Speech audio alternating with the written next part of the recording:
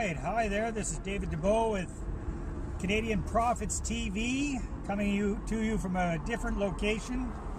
We're wrapping up our trip here in beautiful Bucerias, Mexico, and we're actually just on the road on the highway between Bucerias and Puerto Vallarta. So welcome to this week's episode of Canadian Profits TV, and I'm going to keep it short because we got kind of a fun thing at the end of this. So I'm going to do kind of a combination of a real estate tip and a business breakthrough. Something that's been brought home to me while down here in Mexico. Oops, gotta pay attention to the road here. Driving here is a little different than back home. So anyhow, combination real estate tip and business breakthrough. And it's all about, even if there's a recession, if there's a challenge in the market, there are always certain areas that are doing very, very well. So you might be aware that Mexico is going through the same recession everywhere else is going through. Tourism is way down for a couple of reasons. First of all, because of window up there, because of the recession in the U.S., tourism is just tanked because there aren't very many Americans coming down here on vacations anymore. In fact, it's Canadians primarily that are keeping the whole Puerto Vallarta area afloat as far as tourism goes. And the second reason is because of all the bad PR Mexico's getting these days because of drug trafficking and killings and violence and that sort of thing, which is sometimes a little bit overblown.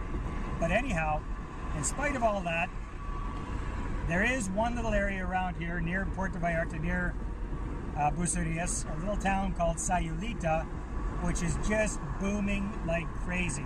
I mean, we were there last week or 10 days ago or something like that, and the place was just jam-packed, much more so than anywhere else that we've seen so far this trip. So the question is, why is that place so busy, so successful, so many tourists there compared to everywhere else? And that's because they focused on a very specific niche, and that is on surfers. Sayulita has a perfect beach, has perfect conditions for surfing. So there's lots of surf lessons there, lots of cool little hippie type hangout type things, surfer type hangouts, inexpensive hotels, that sort of thing. So they're doing very, very, very well. So how does that relate to real estate? Well, real estate prices, from what I understand, in Sayulita are still very, very strong, whereas just 10 or 15 kilometers away from there, prices are taking a big hit. So it all goes to show you that yes, the economy can be in a recession, but there are always certain areas for real estate and for business that are going to be booming no matter what else is going on in the general economy. So that's your tip for this week. And I'd like to invite you, speaking of real estate investing, if you're interested in learning more about rent-to-own real estate investing, I'm putting on a special event, a web event, this Tuesday, January the 10th, called the Rent-to-Own 3-Way Payday. And you can register for that by just pressing on the button to the right of the film. So enjoy the rest of this week's episode, and we'll talk to you from chilly old BC next week. Take care. Talk to you soon. Bye-bye.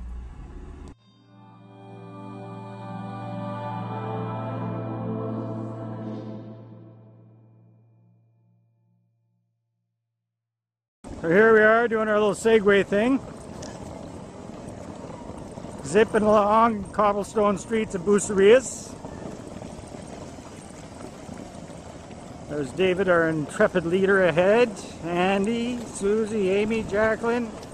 Yours truly. And there's Sinead. Hi, Sinead. So here we are. This is just kind of how we roll here in Bucerias.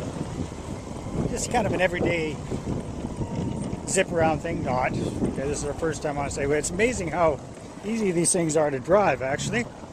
Very intuitive. Watch me say this as I crash into something. Okay, maybe I'll give it a break for a little bit. Kind of rocky. Alright. Anyhow, very cool. A lot of fun. Quite inexpensive down here. So if you're ever in Bucerias, take a Segway tour with Dave. The other Dave, that Dave. Ciao. There we are, one of the main streets of Bucerias, getting ready to go out on the beach. A lot of fun. Oh, this is fun. You've got to try this. Blast. How'd you feel? This is great. Here we are in lovely Bucerias, our last day here in Mexico, and Susie Q and I are doing a little Segway. These things are very cool. Well, hi there everybody in Canadian Profits Land. This is Dave Dubeau coming to you with one of our last segments from Mexico, and I'm thrilled to say that I have found what I think is the Mexican miracle cure for baldness.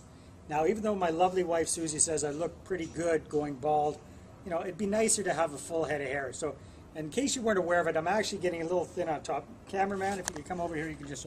So you might see I've got what we call entradas here, and it's getting a little sparse back there too. So I heard about this miracle cure from a Mexican witch doctor. Yes, that's right, a Mexican witch doctor. She gave me the recipe, so I'm going to follow this, and we'll see what kind of results we have. So the recipe calls for tequila, beer, lime, and salt. Of all things, these are quite common things down here, but that's what the recipe calls for.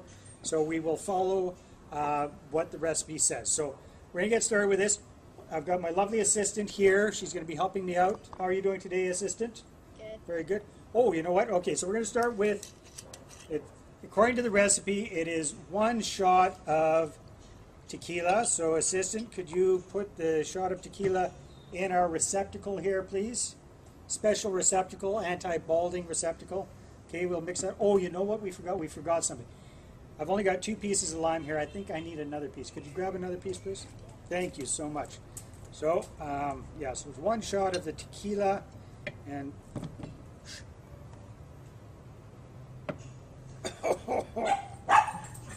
oh, there's Rocky coming to the rescue too. Hey, Rocky, how you doing? Come, keep me company. Come here. Nope, doesn't. Okay. Assistant, where are you with that other lime? Coming. Where are you? Oh, okay, very good. Okay, so it's all right. So we got enough lime. Right? That's right, Rocky. Next thing we need the beer. Oh, assistant. There you go. So you got to empty the beer in the receptacle. So it's exactly 1.5 baby Pacifico beers in the receptacle. Oh, you know what? There's one more, I think there's one more lime piece. Yeah, that's right. I think I need 3 or 4 pieces of lime, if you wouldn't mind. Thanks, assistants. I appreciate that. Just make sure we've got the other baby beer opened up here. Whoa, these things are trickier than they look. All right. It's a hot one here in Mexico, I tell you.